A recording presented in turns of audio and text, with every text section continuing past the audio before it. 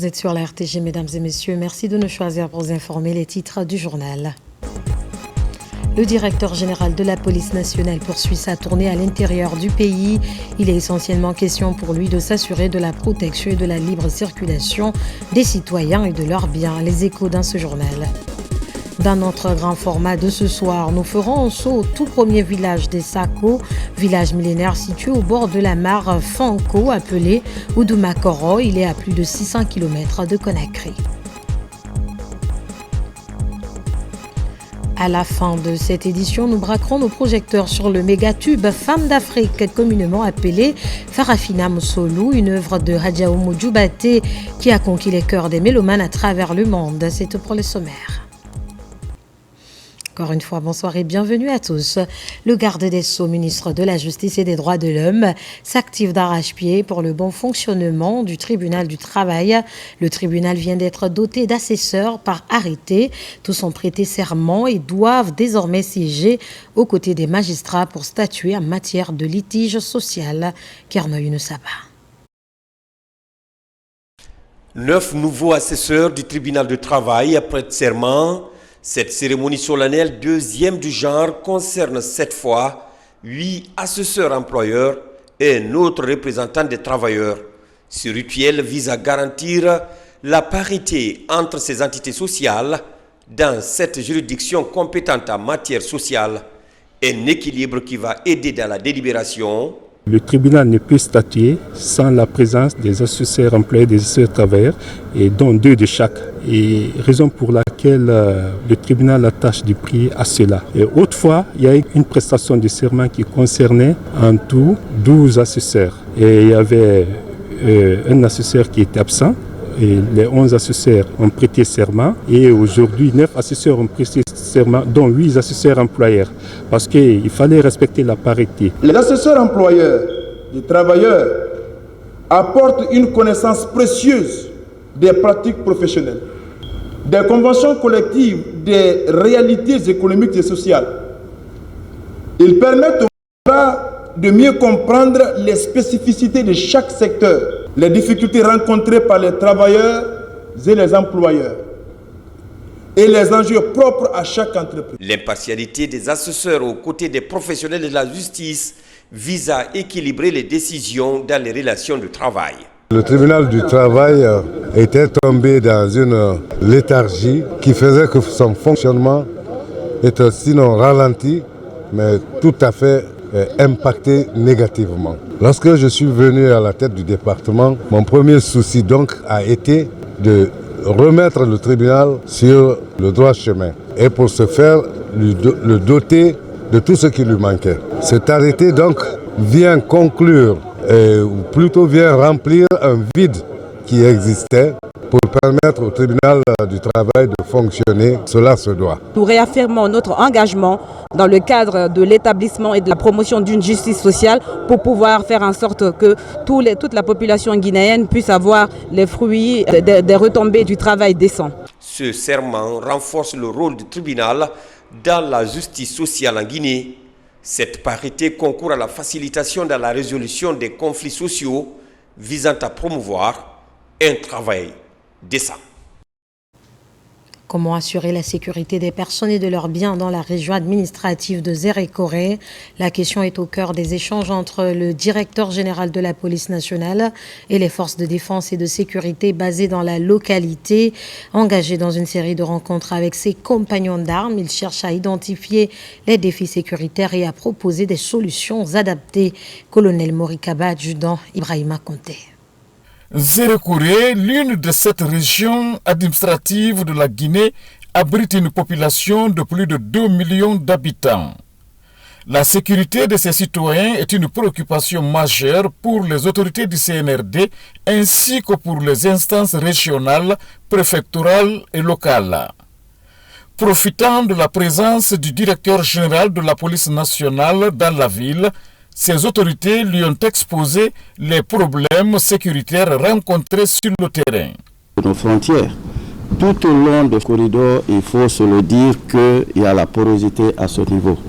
Donc il va falloir étoffer l'effectif des services de police qui sont pratiquement inexistants dans la région administrative des Zérekoré, surtout au niveau de la sécurité routière où il n'y a que des bénévoles qui sont là, qui assurent le fonctionnement correct de la circulation. En réponse, le général de division Guénabassori Kamara a promis des solutions adaptées tout en insistant sur la nécessité de mutualiser les efforts entre les forces de l'ordre et les populations locales. Dans le cadre de la sécurisation des personnes et leurs biens et la sécurisation de notre territoire national le long des frontières, et je vous demande l'union sacrée autour du CNRD. À sa tête, ce grand leader, le général d'armée Mamadi Doumbia, qui ne ménage aucun effort pour l'augmentation de nos capacités opérationnelles, qu'il s'agisse de la police, de la gendarmerie, de la douane, de l'armée, des conservateurs. Personne n'a été oublié ni ignoré.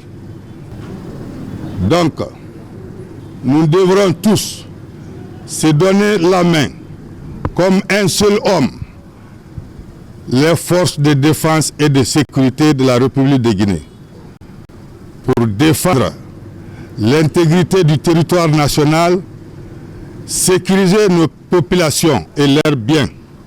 Quant à la police, je demande à tout le monde de réinsérer les rangs. L'absentisme, la désertion, après mon retour, la plupart vont dire au revoir à la police.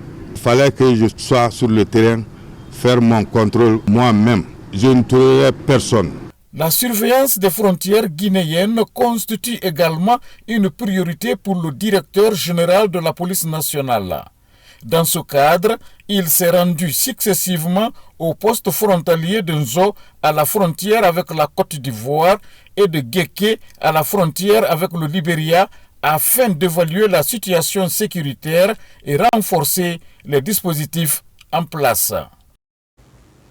Une mission de la Direction générale de l'Agence nationale de l'aménagement des infrastructures minières était récemment dans certaines sociétés minières de la préfecture de Bofa. Il était question pour elle de s'assurer des rapports de bonne collaboration entre ces sociétés et les communautés. Nabi Kamara, Eugène Donam. Une mission de l'Agence nationale de l'aménagement des infrastructures minières vient d'effectuer une visite de terrain.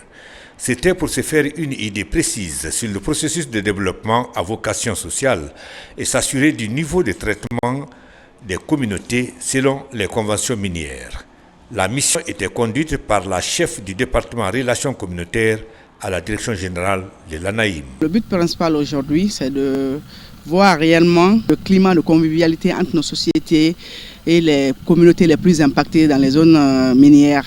Parce que autant il y a la quiétude au niveau des communautés, autant chaque partie prenante est gagnante. Nous avons constaté au niveau des différentes sociétés qu'on a visitées la présentation de leur plan de développement local, la présentation sur quelques sites de réalisation des projets communautaires, le manquement aussi auprès des communautés les plus impactées par l'exploitation minière, qui se plaignent surtout de leur niveau de santé par rapport à toutes ces poussières qui sont déversées avec les camions qui passent sur les routes minières. Partout où la mission de l'ANAIM est passée, il ressort que la qualité des relations sociales et l'impact des activités des sociétés minières sur la vie des communautés sont très appréciables. On réalise assez de choses pour eux et avec eux. En termes d'infrastructures, nous avons réalisé le centre culturel pour la jeunesse, les écoles, les postes de santé, et nous interagissons aussi dans le domaine d'addiction d'eau potable, en réalisant des forages pour eux. Il y a assez de bonnes choses entre nous. Quand le village est confronté à certains problèmes, ils nous viennent régulièrement au secours. Nous avons un centre de santé, un collège. C'est eux qui les ont construits pour nous. Donc, tout se passe bien dans la convivialité entre nous. Les responsables des sociétés minières visitées et les communautés riveraines sont unanimes à reconnaître que leur bonne collaboration est le gage certain pour leur épanouissement. À Cancan, lancement des opérations de traitement mécanique des échantillons de l'or et métaux de base. C'est un projet du ministère des Mines et de la Géologie.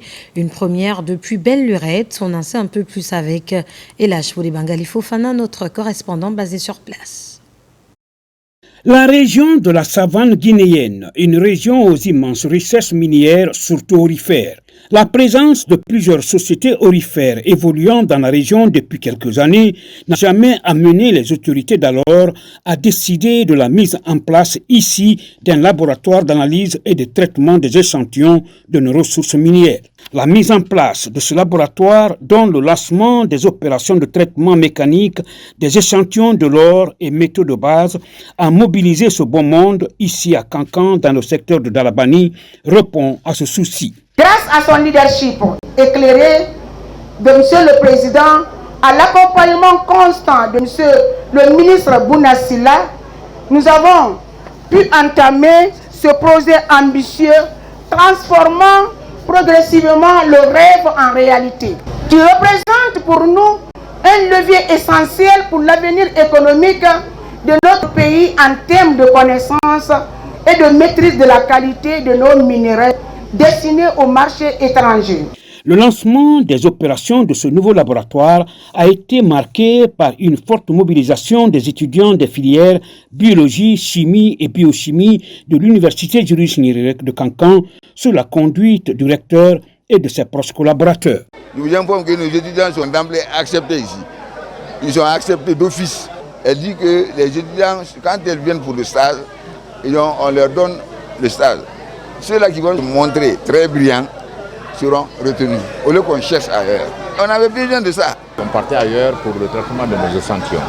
Même si nous avons sur place ce laboratoire pour qu'on puisse traiter nos métaux qui ont été exploités à notre niveau ici, y compris de l'or, je crois bien que c'est une bonne chose parce que dans ces matières, on peut trouver autre matière plus précieuse que le métal que nous avons besoin et qui ont été enlevés au détriment de la Guinée pour ailleurs. La directrice générale du Laboratoire national de la géologie est consciente de sa mission. Elle promet continuer à travailler main dans la main avec son équipe pour garantir la réussite de ce projet permettant à notre pays, la Guinée, de tirer pleinement profit de ses ressources naturelles. Ce samedi, la ministre de l'Environnement et du Développement durable a effectué une visite sur le site du parc de Diwassi, commune rurale de Sabadou-Baranama, préfecture de Cancan. Ce parc s'étend sur plus de 100 000 hectares avec une réserve de 537 767 hectares. Il est l'un des espaces les plus emblématiques de la Guinée pour la conservation de la biodiversité. Mamadou Alpha Baldé. À plus de 70 km de la commune urbaine de Cancan, la sous-préfecture de Sabadou-Baranama, la localité abrite le parc de Diwassi, l'un des tout derniers refuges fauniques de la région de la savane. Pour limiter la pression sur les écosystèmes, les promoteurs du parc accompagnent plusieurs femmes. Elles sont organisées autour de 4 groupements principaux et produisent plusieurs produits comme le maïs, le savon, le beurre de karité et la pâte d'arachide. À l'occasion de la Journée internationale des droits des femmes, la ministre de l'Environnement et du Développement durable échange avec ces courageuses dames de Branama. Ici, nous produisons beaucoup de choses, comme vous le voyez. Nous avons aussi bénéficié de la formation en saponification, en couture et en séchage de certains produits. Mais nous arrivons difficilement à les vendre et donc nous produisons à perte. Il faut nous aider pour ça. Permettre donc à des femmes rurales à avoir accès à des formations, à la transformation des produits locaux et petit à petit changer les mentalités pour les initiatives. Les accompagner ensuite dans leur installation par des formations et la fourniture de matériel pour leur travail et leur donner un fonds de roulement pour démarrer leurs activités. Tout ça, ça a déjà été fait. Une visite guidée a permis à la ministre Djami Diallo de comprendre le fonctionnement du centre. Elle a aussi écouté les productrices. Ici, l'écoulement des produits est la principale préoccupation. Le travail formidable que vous faites ici, vous participez activement à la lutte contre l'insécurité alimentaire et à la préservation des écosystèmes. C'est pour ça, en ma qualité de ministre de l'Environnement et conformément à la vision de son Excellence, Monsieur le Président de la République, le général Mamadi Doumbouya, et des orientations du Premier ministre, je prends ici l'engagement de renforcer les initiatives qui vous placent au cœur de notre politique environnementale. Nous travaillons à mobiliser des financements additionnels pour le parc de Diwassi qui va fortement appuyer les différentes activités génératrices de revenus auxquelles vous participez. La couche féminine est l'une des plus affectées par les changements climatiques. Ici, la ministre promet des améliorations concrètes dans des délais raisonnables, entièrement alignés sur des modèles de développement durable. Vers l'ouverture d'un service de maternité au CHU d'Anka, ce service non des moindres doit disposer de matériel de pointe et d'un personnel hautement qualifié pour des accouchements sécurisés. Récemment, le ministre de la Santé et de l'Hygiène publique a reçu 29 couveuses de la part du groupe Topaz pour aider à l'opérationnalisation de ce service. Autre précision avec Carnos Mandialo. Ce sont des équipements médicaux essentiels en matière de prise en charge des nouveau-nés, notamment les enfants prématurés. Des couveuses offertes au CHU d'Onka par la société Topaz dans le cadre d'une mobilisation du secteur privé initiée par le ministre de la Santé afin de soutenir le système de santé. La naissance prématurée est un problème de santé publique inquiétant. Pour donner une chance aux bébés prématurés, la société Topaz Multi-Industrie a pris l'initiative de s'inscrire encore une fois dans la vision du CNRD et du gouvernement en accompagnant le ministère de la Santé et de l'Hygiène publique à travers ce don de 29 incubateurs. La réception de ce don par Monsieur le ministre de la Santé est plus que de la responsabilité sociale de Topaz. C'est un geste qui va au-delà car permettra de sauver davantage de vies d'enfants qui sont la relève et l'avenir de la Guinée. Ces couveuses feront partie du dispositif du CHU d'Onka dans l'amélioration de la santé infantile et néonatale. En ligne de mire, l'ouverture prochaine du service de maternité qui sera l'un des joyaux du CHU d'Onka. Ce don nous permettra d'accéder la mise en place de l'unité de néonatologie que nous avons prévu de rajouter au service de gynéco-obstétrique sous le leadership de Monsieur le ministre de la Santé et de l'Hygiène publique. Aujourd'hui, la générosité de Topaz n'est plus à démontrer. Nous avons bénéficié tout récemment de la construction du symposium de la morgue, quelque chose dont nous avions besoin. Et avec l'appui de Monsieur le ministre de la Santé, Topaz a bien voulu accepter de nous offrir ce symposium. La mobilisation du secteur privé est une des stratégies mises en place pour accompagner efficacement le secteur de la santé. Topaz et le ministère de la Santé comptent aller plus loin dans ce partenariat appelé à servir d'exemple. Pour vulgariser l'utilisation de l'outil informatique en milieu universitaire, la recommandation des autorités est suivie à la lettre. Sur le terrain, des initiatives se multiplient pour démocratiser l'accès à la digitalisation, des efforts pour concrétiser le slogan « Un étudiant, un ordinateur ». Nabila Moussa Kamara. Le slogan « Un étudiant, un ordinateur » devient une réalité au niveau de l'enseignement supérieur en Guinée.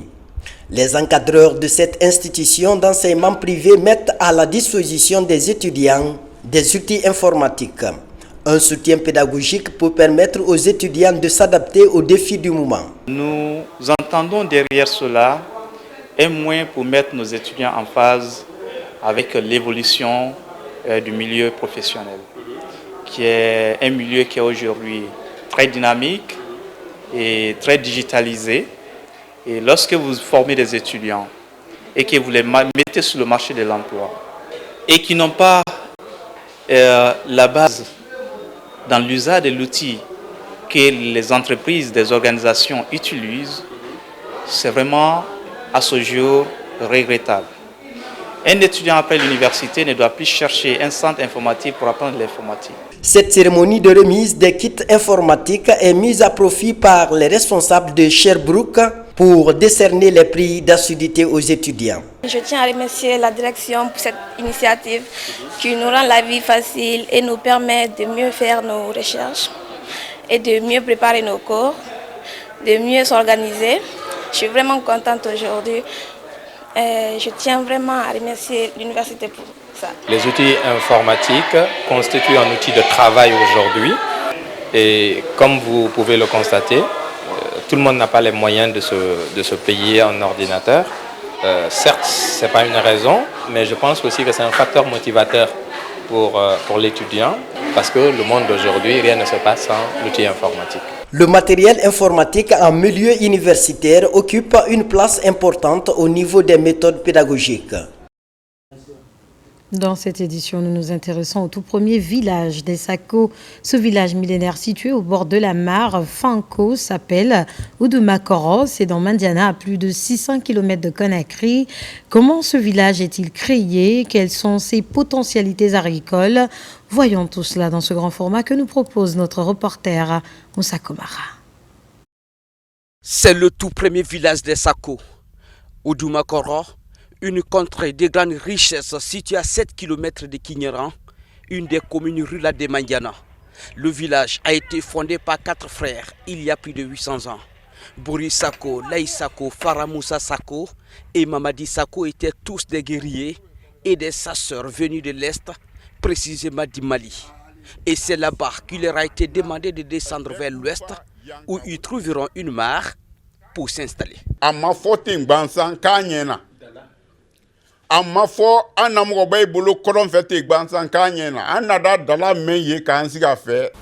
n'a pas été dit au hasard à nos ancêtres de venir s'installer au bord de la mare. Il a été prédit que là qu'ils auront de la prospérité, le bonheur. Et quand ils l'ont découvert, ils ont compris. Car aux berges de cette mare, la production agricole, la pêche était meilleure. Aucun village de la savane ne pouvait se comparer aux résultats des productions vivrières. Tous les 7 villages de Sako étaient nourris à partir d'ici.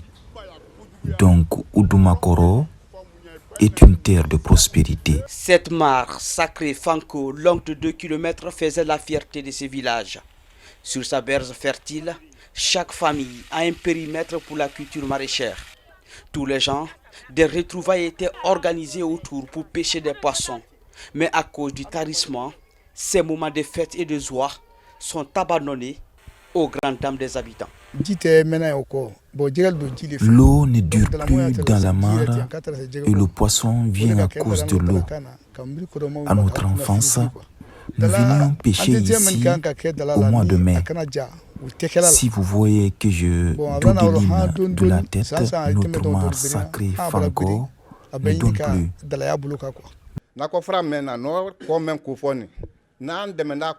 Si on nous aide à curer le lit de cette mare ou l'entretenir, elle peut nourrir tout Oudumakoro. Si on ne nous aide pas à la sécuriser, les années à venir vont être difficiles pour nous.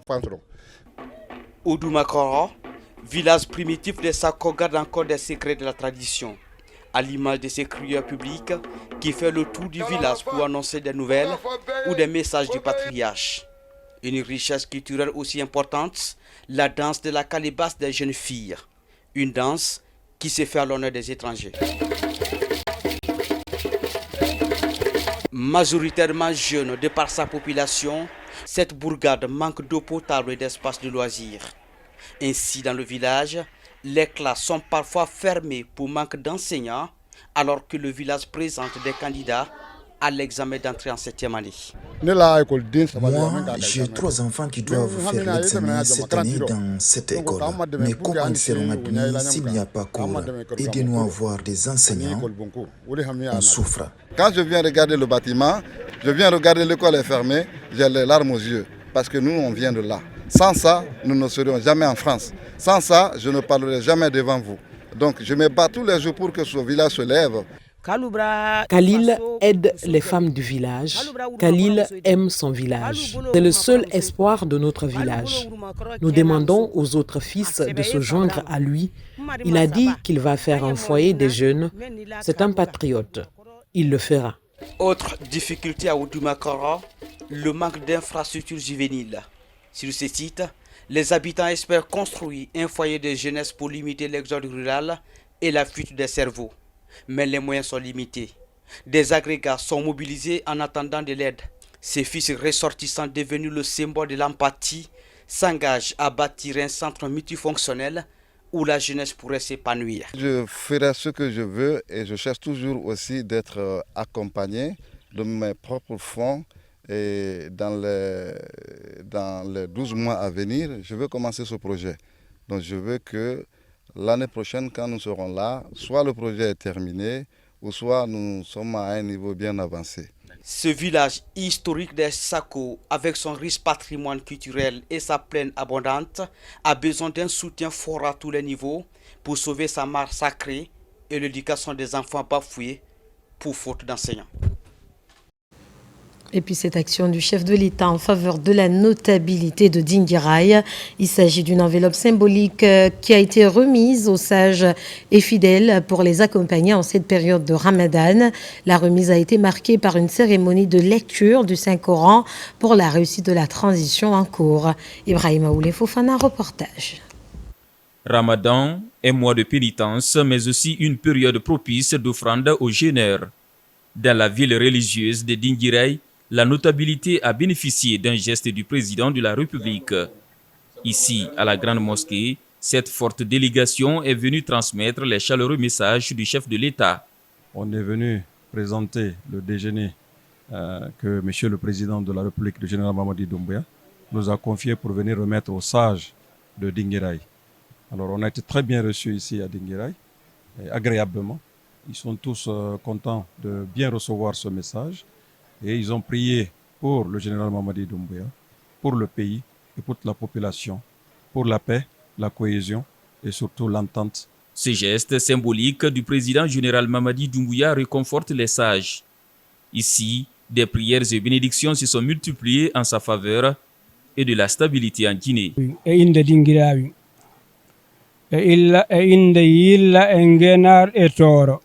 Au nom de la population de Dinguiraye, au nom des trois communautés Yirla, Ngenar, Toro et de Saïkoumar, la délégation a transmis la commission du président de la République, général Mamadi Doumbouya. Nous les remercions infiniment ainsi que les membres de la délégation. Nous sommes contents et nous prions pour vous. Nous confions Dinguiraye et la Guinée au chef de l'État, général Mamadi Doumbouya. Autre message clé de la notabilité de Dinguiraye est l'engagement solide pour soutenir les idéaux du président général Mamadi Doumbouya. Les trois grandes communautés, Toro, Irla et Djenar, présentes à la cérémonie ont chacune, à tour de rôle, béni pour une paix durable à Dinguiraye et dans le pays. À présent, ce communiqué, le ministère du Budget, à travers la Direction générale des douanes, a initié la mise en place d'un comité de concertation avec la participation du secteur privé, dont la Confédération générale des entreprises de Guinée, le patronat guinéen, la Chambre de commerce, d'industrie et d'artisanat de Guinée et la Chambre nationale d'agriculture. Dans ce contexte, les opérateurs économiques, notamment les importateurs, exportateurs et industriels, sont conviés à assister à la cérémonie de signature du protocole d'accord qui matérialise la mise en place du dit comité de concertation le lundi 10 mars 2025 à 12h à l'hôtel Noum Conakry. Ce protocole d'accord vise à instituer un cadre d'échange et de collaboration propice à la facilitation des échanges, à la sécurisation des opérations commerciales et des procédures douanières. Compte tenu de la volonté des responsables de toutes les parties prenantes, la présence de l'ensemble des opérateurs économiques est vivement souhaitée pour témoigner de notre engagement collectif à appuyer les politiques publiques qui soutiennent le développement national. Conakry le 9 mars 2025. À l'occasion de la Journée internationale des droits de la femme, une cérémonie de lecture du Saint-Coran a été initiée par l'Union des Oulémas du Rio Pongo en collaboration avec l'Union des ressortissants et amis de Bofa. La rencontre a permis d'implorer la grâce divine pour la paix, l'unité et le progrès en Guinée. Reportage Moussa Bangoura, Ousmane Kamara. À Conakry, la capitale, la célébration de la journée de la couche féminine a été marquée par des cérémonies de lecture du Coran pour le renforcement de la paix et la stabilité de la Guinée. En ce mois béni de Ramadan, ces fidèles ont imploré la grâce divine pour le développement du pays et pour la réussite du programme du gouvernement. En organisant aujourd'hui cet événement, pendant ce mois de Ramadan, nous avons renouvelé notre engagement envers notre religion, envers notre pays et envers nos autorités. Car nous avons demandé à Dieu subhanahu wa ta'ala la paix, la cohésion sociale et la stabilité dans notre chère patrie, la République de Guinée. Cette lecture du Coran se fait pour la paix et le vivre ensemble des Guinéens et surtout pour le président de la République, le général Mamadi Doumbouya. Nous sommes rassurés que les femmes ne seront pas en reste et que si on veut nommer une femme au poste de décision, il y aura avec cette liste les femmes qu'il faut, qu'on pourra mettre à la place qu'il faut. Associations féminines, leaders religieux, érudits, autorités locales et autres personnalités étaient fortement mobilisées. Le livre saint a été lu plusieurs fois.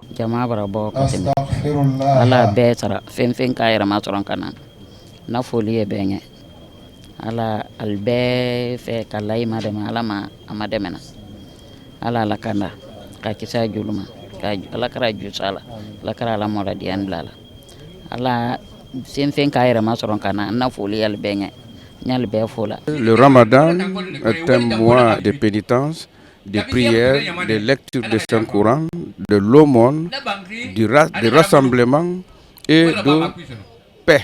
La Guinée est une famille, nous devons vivre ensemble. L'idée est de renforcer les liens de fraternité entre les Guinéens en cette journée dédiée à la gente féminine. Au ministère du Travail et de la Fonction publique, l'objectif est clair, 50% des femmes à des postes de responsabilité. Telle est la vision même du ministre Faya François Bourouno. À l'occasion du 8 mars, le département et le Haut Commissariat aux droits de l'homme passent en revue les progrès réalisés, les défis dont il faut faire face. Mamadi Ternakamisoko, reportage. Loin des cérémonies festives, ce 8 mars appelle à l'action et à la réflexion approfondie au ministère du Travail et de la Fonction publique. À l'initiative du service Genre et Équité, les femmes du département sont réunies autour du ministre Bourouno et du représentant pays du Haut Commissariat aux droits de l'homme des Nations Unies. Droit, égalité et autonomisation, 3 mots à résonance forte qui sont au cœur du thème de cette année sont passés en revue dans le pays. Le thème de cette année appelle à des actions qui peuvent libérer les chances, le pouvoir, l'égalité des droits pour toutes les femmes et augurer un avenir aux couleurs féministes où personne ne sera laissé de côté. L'accès à l'éducation de qualité, à des soins de santé, à un travail décent et à des opportunités d'autonomisation est essentiel pour garantir que les femmes puissent exercer leurs droits pleinement. Déjà au ministère du Travail et de la Fonction publique, la question du genre guide la prise de toutes les décisions. Bientôt, le département gagnera le pari de l'égalité entre hommes et femmes dans toutes ses directions. De plus en plus de femmes occupent des postes de responsabilité de nos jours. Ce n'est pas un fait du hasard.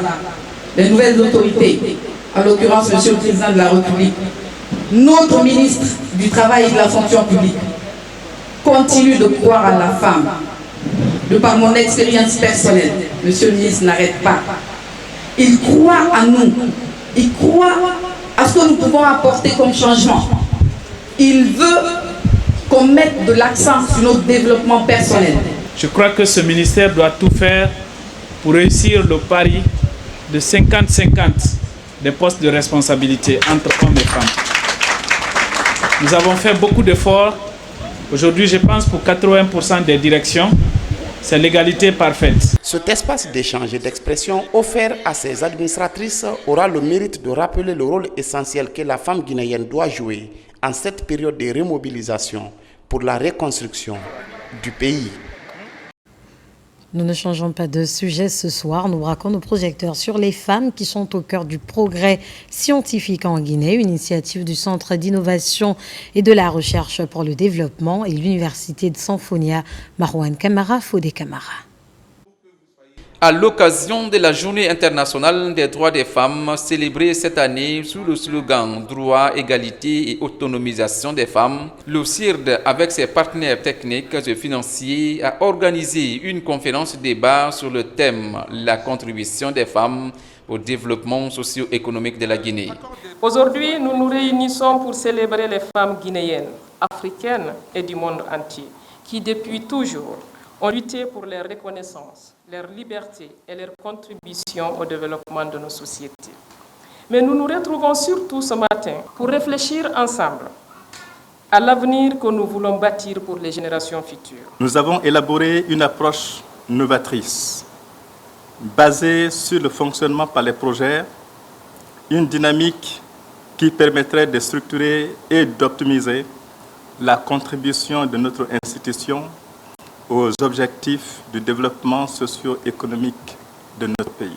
Au cours de ces grandes retrouvailles, un vibrant hommage est rendu à professeur Kadiatou Lamarana Diallo et le livre « De l'ombre à la lumière » du docteur Mamadou Bari a été dédicacé. Un ouvrage écrit à l'honneur des femmes. J'en ai profité aussi pour rendre hommage à ma mère. Les femmes peuvent mettre de l'énergie pour élever quelqu'un sur 15 ans, 20 ans. Je suis comblée, c'est mon parcours professionnel d'éducatrice, d'enseignante, d'humanitaire et d'entrepreneur qu'on a voulu magnifier aujourd'hui. Et donc je suis toute heureuse. Si je suis un modèle, j'aimerais bien que beaucoup de filles se lancent dans la carrière éducative et surtout qu'elles y trouvent leur bonheur. Cette conférence débat de 3 heures a permis à ces cadres d'échanger sur la place qu'occupe la femme guinéenne dans la société tout en mettant en lumière les progrès et les défis auxquels elles sont confrontées dans divers domaines. Dans tous les pays, les femmes ont toujours joué un rôle central dans la société. Bien que leur contribution ait souvent été sous-estimée ou ignorée, leur engagement a permis des avancées majeures telles que le droit de vote, l'accès à l'éducation et à l'emploi. Nous avons des modèles, il faut les regarder, il faut les imiter, il faut les valoriser. Parce que valoriser l'autre ne vous enlève absolument rien. Et dire aux jeunes filles que l'effort finit toujours par payer. Et que c'est d'ailleurs ce qui paye, même si ce n'est pas récompensé comme on le veut, mais il faut noter que l'histoire retient toujours ce que nous donnons à nos communautés et notre investissement auprès de nos populations. Placée au cœur de la célébration de cette journée internationale, la femme guinéenne continue de jouer un rôle crucial dans le développement et l'édification de la nation. La ville de Boké n'était pas en marge de la célébration du 8 mars. Là-bas, la cérémonie a réuni les fidèles autour du Saint-Coran pour l'autonomisation et l'émancipation de la femme africaine. C'était aussi l'occasion pour certaines femmes de débattre des panels inscrits à l'ordre du jour. Younoussa Tawel Kamara. Tout a commencé à la radio rurale de Boké, à travers des émissions dans les différentes langues du terroir pour informer et sensibiliser les populations sur les enjeux de la Journée internationale des droits des femmes. De là, cette foule a rallié la mosquée centrale pour une lecture du Saint-Coran. Les religieux ont fait des prières et bénédictions pour la préservation de la paix dans le pays. On a fait les invocations aussi pour la paix, la prospérité, pour la cohésion sociale en Guinée et le développement. Pour donner un cachet particulier à la célébration de la fête des femmes à Boké, une conférence débat pilotée par la direction régionale en charge des questions liées aux femmes est organisée. Ici, les différents panels sont animés par les femmes. Des thèmes comme l'éducation des femmes, femmes et santé, ainsi que des violences à l'égard des femmes sont largement débattus par des panélistes. Nous commençons à constater que nos recommandations précédentes sont vraiment à être prises en compte, notamment les 3 derniers jours, la nomination des chefs de cabinet. Nous sommes à 47%. Mais malgré tout ça, il est le père de la nation, nous tendons la main pour que vraiment l'autonomisation de la femme soit vraiment une réalité parfaite. Nous pouvons noter l'encouragement des panélistes à l'auditoire pour faire la promotion pour l'éducation de la jeune fille et surtout de lutter contre les violences à l'égard des filles qui est un phénomène surtout qui assaille la région de Boké, à savoir les mutilations génitales féminines, le mariage d'enfants entre autres. La préfecture de Fria aussi n'est pas restée en marge de la célébration du 8 mars. Dans cette cité d'Alumine, les religieux, les autorités préfectorales et les femmes leaders sont mobilisés autour du livre saint pour faire des invocations pour la prospérité de la Guinée. Il y a eu une forte mobilisation des femmes. Les femmes sont engagées. Les femmes soutiennent le général Mamadi Doumbouya pour les actes qu'il ne cesse de faire pour la couche féminine. Vraiment, on lui remercie. On prie Dieu que la transition, ça se passe très bien, dans les bonnes conditions. En plus de la lecture du Saint-Coran dans ces 2 préfectures de la région, les fidèles chrétiens de la paroisse Sacré-Cœur de Boké, de leur côté, se sont mobilisés pour faire des prières en faveur de la promotion de la femme, la quiétude sociale et le vivre ensemble en Guinée. Dans le même registre, les femmes de Tombolia procèdent à une opération d'assainissement au carrefour Tamisso. L'idée est de maintenir cette partie de la capitale propre. C'est une initiative du mouvement dénommé Les Verts. Aboubakar Diaby. Dans la nouvelle commune de Tombolia, le mouvement dénommé Les Verts continue de marquer les esprits. Cette plateforme de soutien des actions du président de la République, le général Mamadi Doumbouya, est mise en place par la structure Bénédicte Records pour contribuer au développement socio-économique du pays. Ici, au grand rond-point de Tombolia Tamisso, cette opération d'assainissement mobilise des femmes des différents quartiers de la commune pour débarrasser les artères publiques des tas d'immondices en cette période de pénitence. Quand on dit les Verts, c'est les actes inspirés de son excellence, Monsieur le Président, qui est en train de travailler comme ça se doit, qui est en train de changer la Guinée. On s'inspire de lui pour aussi poser des actes. Donc nous, on ne parle pas beaucoup. Nous sommes des travailleurs, c'est pour ça que vous nous voyez toujours en gilet, symbole du travail. C'est dans une ambiance de fraternité que cette action citoyenne s'est déroulée en présence des autorités communales de Tombolia. Nous avons été confortés dans ce partenariat naturel entre les Verts et la commune urbaine de Tombolia par une mobilisation forte des femmes de notre commune. Et autour de Bénédicte Records et son appui, nous allons faire un arrêt pour dire que nous bénéficions d'un partenariat qui mérite d'être signifié. On a nettoyé toute la ville, on a vu le président nettoyer la ville, donc nous emboîtons ses pas. Le mouvement Les Verts constitue une structure fêtière de jeunes autour des valeurs de la transition. Il est porté par Bénédicte Records en vue d'accompagner les autorités de la transition pour le décollage socio-économique durable de la République de Guinée. À l'image d'autres préfectures de la Guinée, la ville de Kissidougou a aussi accueilli le 8 mars avec des prières en faveur du pays et du chef de l'État. Les fidèles étaient fortement mobilisés à la grande mosquée et à la paroisse Saint-François d'Assise. Ibrahima Oulé Fofana. En guise de respect pour cette période de pénitence du Ramadan et du Carême, les femmes de Kissidougou célèbrent le 8 mars par une nouveauté. Ici, à la grande mosquée de la ville, les leaders religieux sont autour du livre saint, tout comme à la paroisse Saint-François d'Assise. La grâce de Dieu est implorée dans ces lieux de culte en faveur de l'épanouissement des femmes et surtout de la préservation de la paix dans le pays. Les femmes de Kissidougou ont jugé nécessaire d'organiser la lecture du Saint-Coran au niveau de la mosquée et des prières au niveau de l'église pour la consolidation de la paix, de la cohésion sociale et de vivre ensemble pour une transition apaisée. Tant qu'il n'y a pas de paix, il n'y a pas de développement. Et même quand les femmes s'entendent, les hommes aussi vont dans le même sens. Grâce au président de la République, aujourd'hui, en Guinée, les femmes sont en paix. Il est en train de faire ce qu'il peut. On ne peut pas tout faire. Dans la ville de Kissi-Kabaketa, les efforts du chef de l'État sont magnifiés par ces femmes. Des discours de reconnaissance se sont suivis pour témoigner des avancées significatives de la transition pour la promotion de la gente féminine. On remercie le président, il y a la paix, et on remercie aussi la première dame de la République de Guinée. Si vous entendez bon nom, c'est la femme. On remercie la première dame pour avoir soutenu notre fils qui est en train de nous mettre dans les conditions, nous les femmes. On demande à nos enfants la paix à Kissidougou. La motivation de nos mamans, vraiment, c'est gigantesque. À chaque fois qu'on les appelle, elles sont présentes.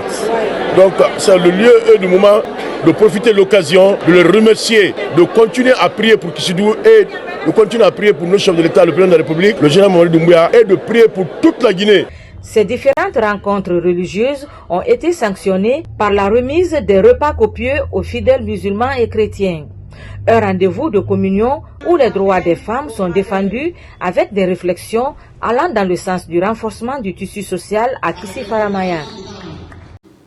Dans le même ordre d'idées, le Conseil suprême pour le salut de la Basse-Guinée a organisé une cérémonie spéciale à la mairie de Matoto. Autour du livre saint, des prières et bénédictions ont été formulées pour la paix et la concorde nationale. Mamadou Saliou Kamara, Karnoma Roufba.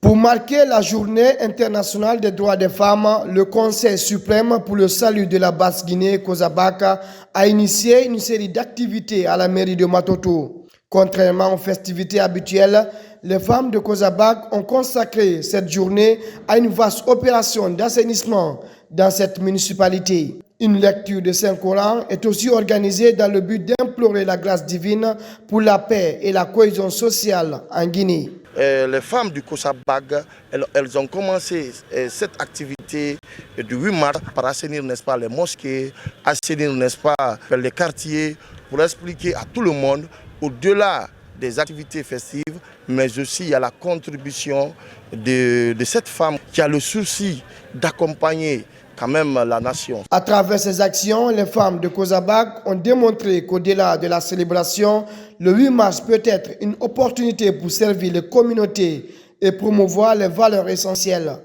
Le 8 mars, c'est un jour symbolique. Nous avons décidé, comme nous sommes au mois de Ramadan, d'organiser une grande lecture du Coran. Nous demandons au bon Dieu d'exercer ses prières et de donner la paix, la concorde, beaucoup de bonheur au peuple de Guinée. Je suis très satisfait de l'ensemble des membres de Kozabak. Kozabak participe à beaucoup de choses aujourd'hui dans notre pays. Si je peux prendre l'exemple sur la vaccination, la sensibilisation dans beaucoup de domaines. Ces initiatives restent des messages forts portés par ces femmes. La journée internationale des droits des femmes devrait être un moment d'engagement et d'action concret afin que chaque Guinéen contribue à l'édification de la patrie commune. Nous ne changeons pas de sujet. Les travailleuses de la société UMS ont offert un important lot de vivres aux veuves et femmes des travailleurs malades. C'est une façon pour elles d'être aux côtés de ces familles en ces moments difficiles. Autre détail avec Bakary Bambakone. Ce 8 mars, journée internationale des droits des femmes, les femmes de la société UMS ont organisé une cérémonie émouvante pour offrir des dons aux veuves, aux orphelins des employés décédés ainsi qu'aux épouses des travailleurs en situation de maladie. L'initiative vise à soutenir ces familles dans des moments difficiles et à promouvoir la solidarité au sein de l'entreprise. Nous avons choisi le 8 mars pour offrir ces dons aux femmes veuves en leur montrant qu'elles comptent pour nous. Leur mari n'étant pas là, qu'elles sont importantes, UMS étant une famille. Donc nous continuerons à les soutenir, à les épauler, à montrer qu'elles sont importantes. Des dons de sacs de riz, d'oignons, de sucre, de bidons d'huile et de boîtes de tomates, ainsi que d'articles ménagers, ont été remis aux veuves, leur apportant un soutien symbolique. Vous savez, quand une femme veuve reste à la maison, tout le monde sait les conséquences. Nous sommes très contents pour tous nous, les femmes veuves. Vraiment, les mots même nous manquent, comment le remercier. Nous sommes toujours dans la famille, malgré qu'on a perdu nos époux. UMS est une famille. C'est l'esprit que le PDG a toujours voulu inculquer à tout le monde. Et c'est l'esprit que nous maintenons, nous, responsables, au quotidien. En offrant ces dons aux veuves et aux femmes dont les époux sont malades, la société UMS démontre son engagement envers ses employés et leurs familles. Geste humanitaire en faveur des nourrices à l'occasion du 8 mars. Des kits hygiéniques ont été offerts à la maternité de l'hôpital Ignace Dine et l'hôpital régional de Antanor par l'ANAIM. Un acte de charité hautement apprécié par les bénéficiaires et le personnel soignant. Aboubakar Diaby, reportage. Comme à l'accoutumée, le 8 mars est dédié à la vulgarisation des droits de la femme à travers le monde.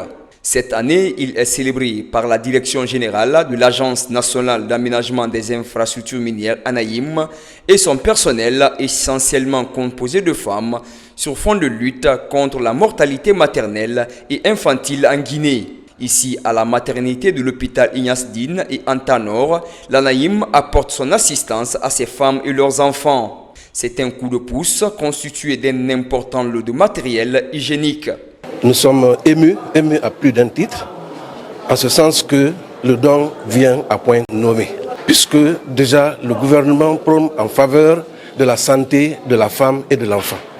Et nous luttons contre vents et marées pour que ces femmes-là ne perdent pas la vie en donnant la vie. C'est un geste qui nous va droit au cœur et ils ont vraiment frappé à la bonne porte parce qu'ils ont visité la plus grande maternité de notre pays et qui accueille le plus grand nombre de patientes.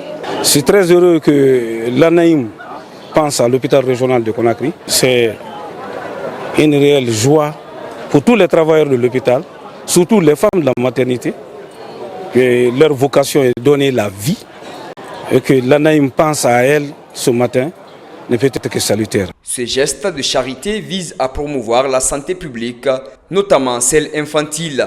Cet appui de l'ANAIM vient répondre à un besoin crucial de kits hygiéniques dans ces structures sanitaires. Nous avons ciblé la maternité parce que nous connaissons un peu les problèmes de santé publique en République de Guinée. Nous savons qu'il y a un taux de mortalité à faire baisser. Et pour cela, il faut que nos centres soient propres. Je suis très contente. Je suis ravie de les rencontrer. Vraiment, je les remercie beaucoup. Que Dieu les bénisse. À travers cette action humanitaire, la solidarité féminine est d'actualité à l'ANAIM. Ce combat est porté par l'ensemble de ces femmes pour ainsi marquer d'une empreinte indélébile la célébration de cette journée internationale des droits des femmes en Guinée. En France, les femmes ont ce 8 mars célébré la journée internationale dédiée à leurs droits. La célébration a été marquée par la lecture du Saint-Coran pour les musulmans et autres prières pour les chrétiens. Fortement mobilisés au siège de la mission diplomatique, ces Guinéennes ont mis cette occasion à profit pour implorer la grâce divine pour le pardon, la tolérance et l'entente. Falilou Diallo commente les images de Mohamed Souma. Cette année, c'est sous le signe d'une communion spirituelle que les Guinéennes de France ont célébré la journée internationale des droits des femmes.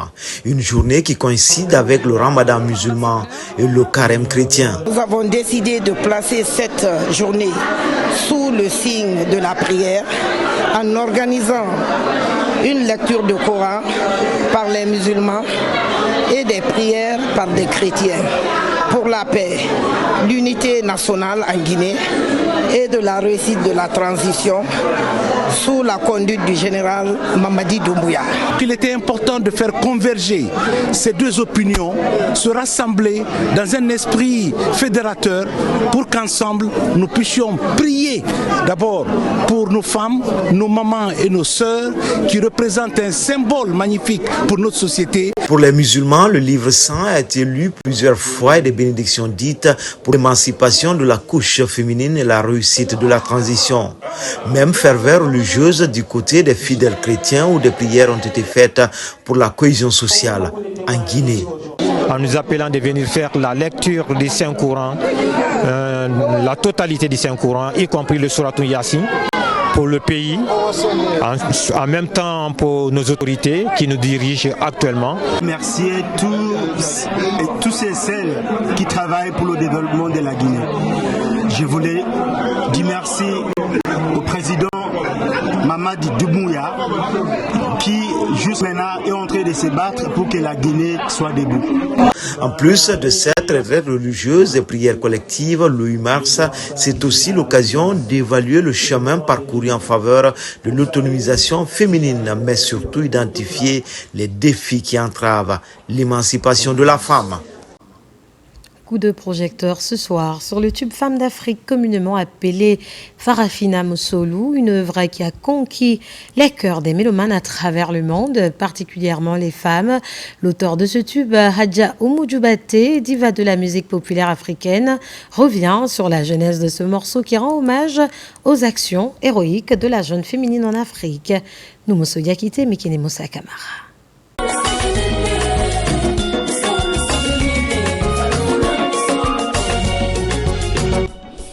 Le tube Femme d'Afrique ou Farafina Mossolou est l'œuvre fétiche de l'artiste Hadja Oumou Dioubate. Ce single relate les conditions de vie des Africaines dans leur foyer. Il a été enregistré en 1995 au studio JBZ à Abidjan et remixé une fois. Ce tube est une autoproduction de son interprète après des spectacles réussis au Burkina Faso. Je viens du Burkina comme ça. Je suis venu avec un peu d'argent. Donc je peux faire autoproduction. Mon neveu m'a dit, est-ce que tu vas faire ça? Tu seras d'accord avec ton producteur Silar Production à Paris? J'ai dit oui, je vais l'appeler. J'ai appelé Silla. Je lui ai dit, Silla, je suis à Abidjan et j'ai un peu d'argent sur moi. Je veux faire une autoproduction. Est-ce que c'est possible? Il dit oui, c'est possible si tu me donnes la distribution en France ici. La créatrice tire son inspiration auprès de son entourage. J'ai pensé à faire une chanson sur les femmes. Un soir, je suis venu chez Cheikh Simit, paix à son âme, je lui ai dit de faire.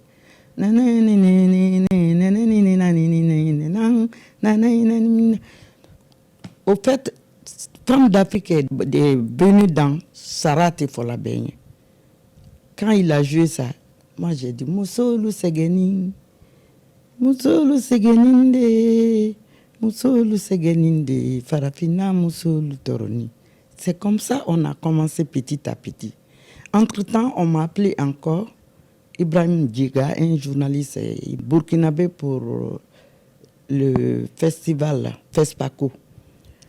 Je suis parti là-bas et j'étais chez mon cousin, Mamadi Koïta. Sa femme était enceinte. Quand elle nous a servi à manger, elle était fatiguée. Elle-même, elle ne pouvait pas manger tellement qu'elle était fatiguée. J'ai dit, la chanson que moi j'ai en train de préparer là, c'est ça même. Madina Senintinya.